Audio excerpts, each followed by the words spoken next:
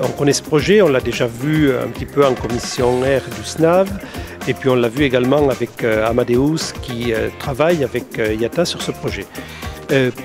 Pour nous, il faut regarder d'abord quelle est l'origine du projet. Aujourd'hui, les compagnies aériennes ont essayé essayent de réduire dans le monde entier l'ensemble de leurs coûts. Ils ont gagné en profitabilité autant que possible, autant que faire se peut. Ils sont en train, Air France nous l'a très bien expliqué ce matin, de réduire les coûts salariaux, ce qui est extrêmement compliqué. Il leur reste aujourd'hui à réduire les coûts de distribution, ou tout au moins ce qu'il en reste. Il n'y a plus de commissionnement aux agences depuis longtemps. Et ils ont un coût de 7 milliards de dollars par an GDS, dont ils savent parfaitement que sur ces 7 milliards, à peu près 1 milliard de dollars revient aux agences de voyage.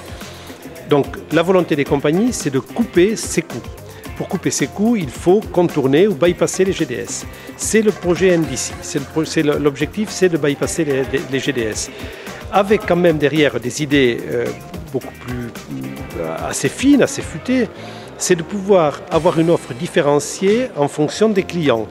C'est-à-dire que l'on ne présente pas la totalité de la gamme à la totalité des clients, puisque le constat fait aujourd'hui, c'est que les clients ont eu tendance au cours des années précédentes à reculer dans l'avion, c'est-à-dire quelle que soit leur typologie et leur mode de voyage, quelle que soit leur profession, disons, ils essayent d'aller au moins cher. Et tendance que favorisent les agences de voyage, puisque les compagnies aériennes nous ont transformés en mandataires des clients, alors que nous étions des mandataires des compagnies. Et notre intérêt, c'est de vendre, c'est que le client paye le moins cher possible. Donc, cette réduction, le fait que ce client va vers l'arrière de l'avion, a eu pour conséquence que le nombre de billets d'avion vendus en France au cours des 3 dernières années a augmenté d'à peu près 5% et que la recette des compagnies aériennes, pendant ce temps, a diminué de 15%. Dans une industrie, c'est totalement insupportable. Vendre plus de pièces avec moins de recettes, c'est insupportable, surtout quand on ne peut pas adapter ses coûts à cette évolution. Donc la volonté des compagnies, c'est de proposer aux clients haute contribution, par exemple, que des tarifs haute contribution.